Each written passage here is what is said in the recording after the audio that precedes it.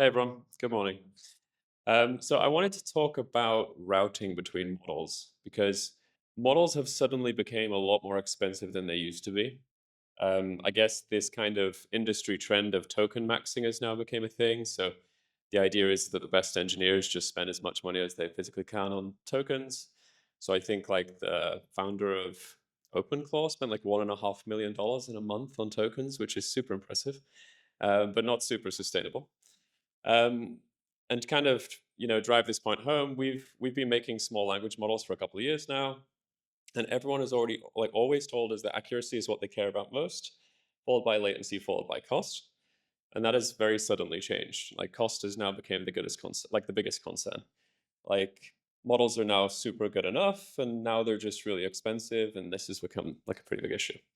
I mean, personally, our like Casa bill as a company used to be like $20 a month per employee. Now it's like $750 a month per employee. Um, and then to really drive this point home, you, I was doing some tests with Claude Code and was finding that like it can cost $40 to review a pull request. Like, when Claude Code goes away and spins for an hour, it turns out it actually costs a lot of money. It's just we don't really have the observability to know how much it's costing us.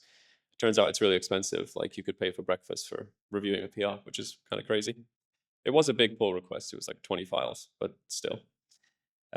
So there are a few levers to try and reduce how much LLMs spend or cost, but so caching is the big one, right? So when you're feeding your prompts into like Anthropic or GPT, usually what happens if it's like a good agent is it will manage the cache, meaning that all of your input tokens, you get a heavy discount on your input tokens. They get fed back into the model and you don't get charged at full rate. If you're building agents yourself, you might not be using caching by default, and you could literally save 50% of your budget just by enabling caching. But I'm going to talk about a new method of saving costs, which is routing. So the idea here is that you don't really need Opus 4.8 or Fable 5, rest in peace, for everything. You can actually just use, the correct model when it has to be used, and the model that's good enough or passes the test for what you're trying to do, instead of just picking the most expensive model every time. And we can build these routers by just first of all, what we do is we feed, for example, let's say coding is the task.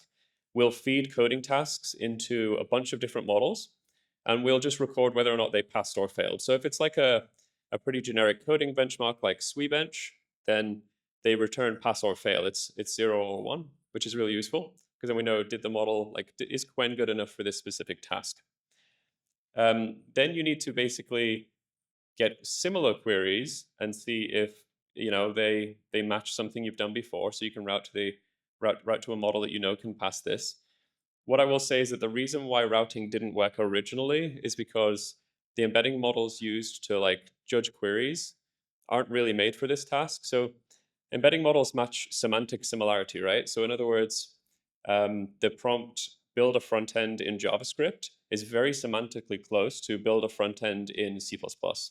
However, they are not even remotely similar in terms of difficulty of completing that action. So we have to build a custom embedding model that's actually clustering by task difficulty, not by semantic similarity, and match every task to the right model and verify it works. The interesting thing about routing is that it works really well. So you might expect that there's like so if you save 4% of cache, you might expect to lose 4% of accuracy. So this is versus just sending everything to Opus 4.8. The reality is that if you sacrifice 4% accuracy on something like Opus 4.8, you actually save almost 90% of your budget.